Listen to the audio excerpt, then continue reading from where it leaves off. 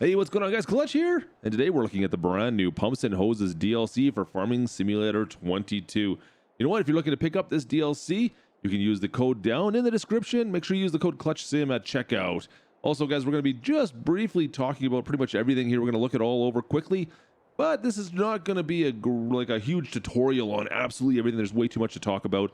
I'm going to give you enough to get you going and be a little bit, maybe be dangerous out there, all right? So there is quite a few things to look over here. This is pretty much all the equipment that you're going to be getting as far as applications go, I guess. And yeah, there's quite a few things to look at here. We're going to talk about kind of an overview of all of these. And more so, guys, you're going to get a whole bunch of new placeable construction items essentially here. Well, it's a BGA, really, but it's more than that. It's going to give you a few more things that's going to really flush out your BGA. And we've kind of built one here. Let's just take a quick look at this. Now, of course, many of these are going to be the same. You're going to find as we're looking through a lot of this. So we're going to start off in our silos. We get liquid manure tanks. We have a couple different variations of sizes and just appearances. You got some with roofs, some with not. But for the most part, they all do the exact same thing. They're just different sizes and slightly different appearance. As you guys can see, we've got a couple placed down here at the end. So those particular silos, of course, that's for your liquid manure, is going to go directly into those, and that's just a storage area. Now we also have some separators. We have 3 different kinds. They kind of get bigger and as you need them. So there's the largest, there's the smallest. As you can see, this one here, it doesn't even have a catch basin. You're going to need a trailer or something. And then we have the middle one right in the middle there that's being used right now. And all this does, guys, as you can read down the bottom corner there, it separates the solid fraction of liquid manure, so it could be used for bedding or for fertilizer. So it separates from your slurry. You're going to get some of the solids out of it. Now, as we move on, we get to the fermenter, and this is kind of the bread and butter, guys. This is the main piece, the coup de resistance, if not. You got 3 items here, and this is the building you need to have when you're building this biogas plant. And it takes all the different materials and spits out, well, the digestate and the methane that you're going to want from it. Now, once you have that fermenter, you guys, here is your agitators, for instance, and that's going to give you your electrical power. It's going to take methane and turn it into electrical power. There's 3 different sizes for this, as you can see. And you can see here the blue lines. Once you slap down one of these, they get connected to it. So you can see right here, we have an agitator that's connected right to that fermenter. That same here goes for the gas torch. This blows off excess methane from the fermenter. And then lastly, we need to figure out how we're going to get stuff into the fermenter. Now, you have a couple different options. Of course, you have just the standard little bunk right there. And look at this. As you place them down, the trough kind of goes into it. So you got to place it so you have that trough. They're all going to be like this. And you have some different sizes here, all the way up to this giant one that we have already been placed.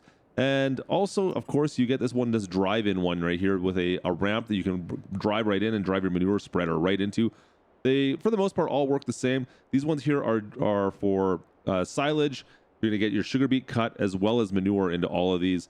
And it doesn't really matter which one's which, but I think you can only put one of each into one. Don't quote me on that. Maybe double check it first. And then just in case you want to see it, this is the only one that really has a movable part that I've found so far, and it just kind of rolls down and you can drive right on into it. So once you have put some product into these, you're going to go inside and you're going to see now you've got, well, incoming materials into your fermenter, guys.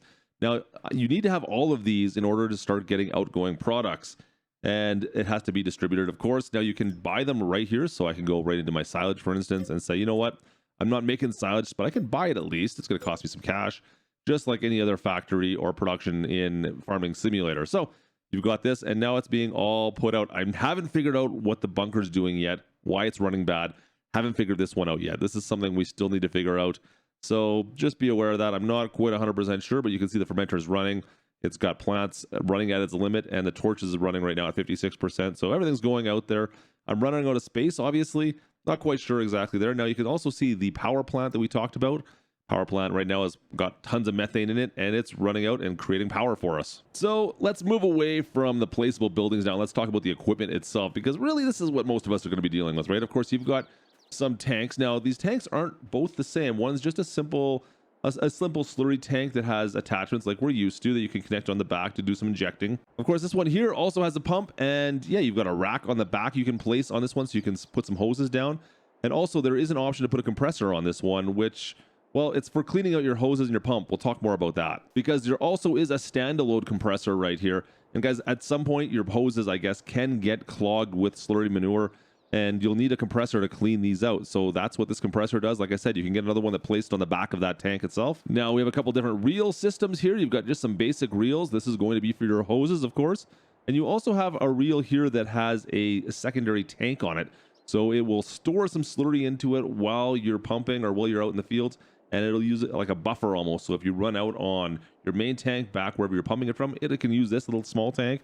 So it'll keep on going while you switch over. We also have, of course, some standalone pumps. These guys here are just for if you're out in the field area and you've got, say, a large tanker, or say you're even close to the BGA, you can just kind of use these pumps here to pump out to the field using hoses. Of course, we have a number of different cultivators and injectors kind of mixed in between here. This one here is the arm that you'll use. Your cultivator will go on the back of this, of course, and then you've got an arm to connect to your hose, along with a whole bunch of these. We also, of course, have this particular cultivator injector, which already has one pre-built in, but the rest of them, you're going to need to use this extra apparatus along with it. And now lastly, you've got a field tank, guys. A field tank here. This one also has the option of having water inside of it, and the water will prolong the time needed until you need to clean your hose or your tank, or your pump, I should say. So there's water option in this as well. So you'll fill it with water and also your slurry or your digestate, so that you can fertilize with, and that water is going to help prolong and keep your equipment clean and running properly. Which also brings me to this little guy, which came with this little pump right here. This little pump will just pump water, and it can pump water into this tank, for instance. And yeah, it's very simple. It's just an actual water pump. It's kind of interesting. We'll use this right away, actually. So guys, I'm gonna set up a very simple and straightforward application here, just so you guys can get an eye on how this kind of goes together. Like I said, there's going to be lots of people out here. A lot of YouTubers are going to be doing lots of more in-depth videos on all this stuff. I just want to get you guys so you guys can get out in the field and use this stuff as quickly as possible. So we're going to back on up to this, connect to this trailer, and you can see we've got two tanks down in the bottom right-hand corner. We got one for water. We got one for slurry digestate, whatever you need. Now you fill these up just as you normally would. So simply go up, put some digestate into it. As you can see, it fills up in the bottom there. We put some slurry into this tank beforehand, and as you can see, actually, this has been running, and well, you can see it's been pumping out slurry and separating the manure from the slurry out of this machine. You usually see little beads come out of this when it's running. It's not running right now. The separator, that's the word I'm looking for. So now that we got a full tank of slurry, we can jump in here and we can start, well, activate pump, and that's going to start pumping water. And you don't need to have any water nearby. It's just automatically going to pump water into it. There's nothing needed. You just jump in and pump water straight into it. I can think of a few other uses we may have to try with this at some point in time. Now, before we go any further than this, we're going to need to buy, well, some hoses in order to start moving, right? And we haven't talked about that yet, so let's go look at the hoses. So you're going to find your hoses all underneath your pallet section in your store, and you're going to be able to pick what you want to use. So right at the very end, you're going to find umbilical hoses starting at $1,950. You go in here and you can change your capacity from, well, 100, 200, all the way up to 500. Yeah, 500. Now, these hoses can also be connected together, so don't feel like you only bought the 100, you're kind of be stuck. It's all good. They can be connected together, and you can also choose your color. Now, depending on what task you're doing with what hose or what your plan is, maybe try to color coordinate so it's easy to figure out where hoses are going. I'm going to put with something that's fairly easy to see in the field. We'll go with yellow. We're going to buy one to begin with. Just keep it simple, right? Now, on top of all that, where's our hose? There she is. Hose is sitting right there. You're also getting a new tool. Much like your chainsaw, you're getting a spanner that can allow you to drag hose around. Now, it doesn't work when it's in this. We're going to have to take the hose off the reel. So let's go do that. And as I do that, I don't have anything special going on here. We got a case 340, of course. We've got the reel connection on the front, which is going to be used to connect to that hose. On the back, I have an applicator, an injector with, of course, the umbilical arm. I have the pre-connect one. Now, all other ones work the same almost. It's just this is the all-in-one unit. Let's just go with that. I'm going to keep this simple, like I said, as much as I can today. So we're going to drive up towards our hose. You can see we're getting the option now to transfer or connect to our umbilical hose. And there you go. The little pallet's gone, and we've got hose on this. Now, in order to connect anything to this hose, guys, you have to remove it completely from the reel. It will not connect to anything while it's on the reel. So to do this, once again, we're going to have to unload the umbilical. Well, let's see here. Change to unwinding. So I'm going to hit the Z key. You can see there. And I'm going to allow it to just start unwinding with a hit of the Y button.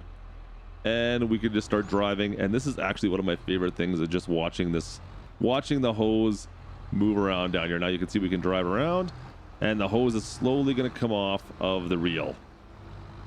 There she goes, and you can go at a pretty quick pace.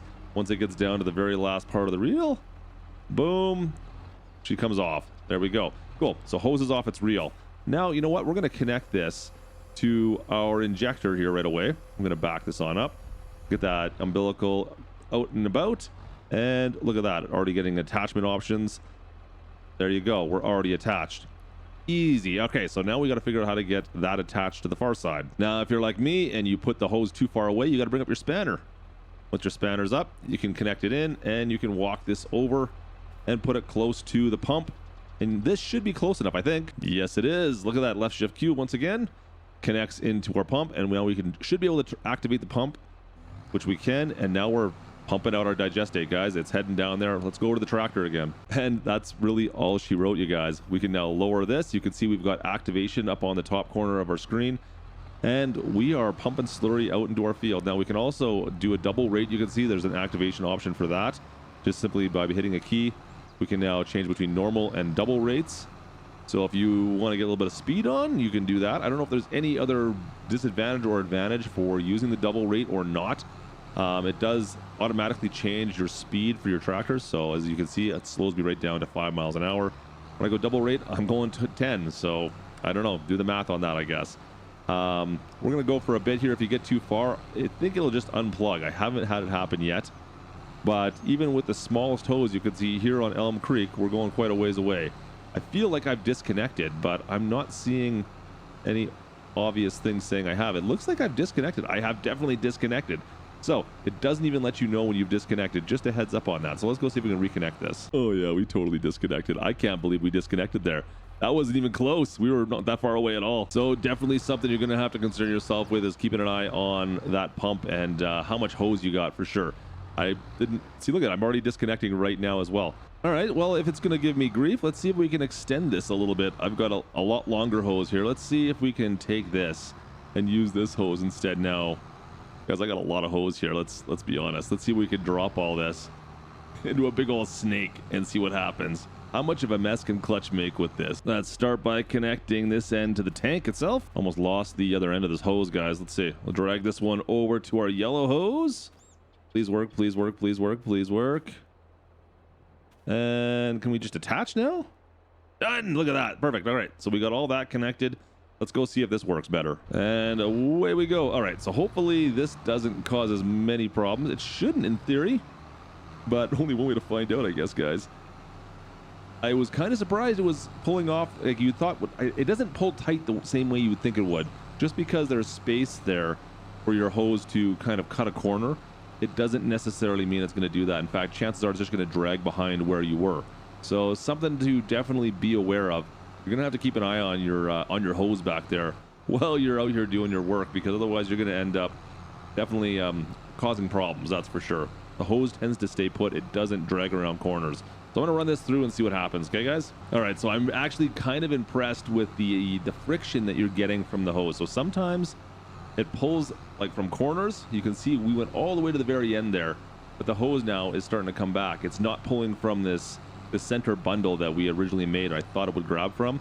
We're going to come back on this piece right now, and I'm kind of curious just to see how that all works. It looks like it's just dragging it a little bit behind us. It's very impressive, actually. I didn't think it was going to do this. I thought it was going to be more rigid and kind of stick with us. So this will give you some options, a little bit of leeway at least with your hose. So I did notice a couple things here. I've taken the main part of the grass away on this field just to double check things. You can see we do have a slurry path behind us going. We're definitely putting slurry down, and if I go into the menu, you can see here we are definitely fertilizing this field. But if I bounce over, we aren't using any slurry out of this. It's just the water. So maybe we should remove the water and see what happens. Okay, there's no water left in the tank. It should all be slurry now, and we're just driving around. Fertilizer is still coming out. Let's see if we're still at 45,000 liters in that tank, or if we're starting to use some up finally. Yeah, no, digestate's still at 100% in this tank. Very strange. I don't know why that would be. Yeah, very strange. I'm still putting down slurry. Everything seems to be working out normally, as you can see even here. I'm just still putting slurry down without an issue. It doesn't seem to be coming out of the tank, so I'm getting unlimited slurry right now. Not quite sure about that. Maybe there's something else that's going on that maybe the way we filled it up isn't quite the way it was expecting it. So that's the only I can think of. Yeah, it's still at 100% full. So Not 100% sure why that is, guys. We'll have to keep an eye on that. But like I said, I'm sure somebody else is going to be doing more tutorials on this, but this is the general way you have to hook this up. Last thing, we need to take a look at, well, cleaning things up, like our pump. So our cleaning schedule. Now, once again, you do need to have everything connected to stuff. So your hoses have to be connected to your pump and through your tractor, of course. And you're going to need someone to have a cleaning device. So somewhat like what we have right here. We have this cleaning device connected to the front, or we could use the one that's the compressor that's on one of the tanks. If you have that on there as an option, that will work as well. Now, currently it's not on, but you can see on the menu it says umbilical hose clogged by 0%, so it's not clogged at all. There's nothing that's a problem right now. But if you wanted to, you could simply turn on the compressor, and now you are, well, cleaning out your hose. That's all it does. Cleans out the pump. Not sure how much of a problem would be. If it cuts 50%, you're having a problem. We'll have to wait and see. I have not had a chance to go into that much depth yet, but just know that that's what the point of this compressor is. So once it's done its job, it will automatically turn off. It already has, and then you're good to go. One last thing to know, rolling up your hose is exactly like unrolling, guys. Just drive up to it when it's completely disconnected, and then you'll get the winding option. It will automatically wind up and go back onto your tractor. It's fairly useful, and then you can remove it from the roll and put it back on a pallet again, so you can store it for later on. Kind of a nice little setup, actually. So guys, that's really your intro into the new Pumps and Hoses DLC for Farming Simulator 22. Like I said, this is not an in-depth look. This is your first look, a first test, basically. So give this a shot. This should be enough to get you going. At least it's a little confusing, I know. At least remove those hoses off of the truck. You should be good to go. And then as well, of course, you've got different types. Just make sure you know what you're using with these ones. This trailer, of course, is probably the easiest one to go with. You just connect to it, you're good. The other ones, the pumps back here, you need to have either like a tanker trailer or be close enough to a BGA. This one holds the water to keep it clean. This one here is just a simple pump. Very simple, straightforward stuff, guys, for what that is. Don't overcomplicate it. These are just simple pumps. Make sure you're close to like a tanker trailer or the BGA, and you'll be able to use those. So I hope this helps a little bit. Of course, if you're looking for the Pumps and Hoses DLC, make sure you leave the link down in the description. And other than that, folks, I will catch you in the next video. Have a great day. This is Klutch. Over and out.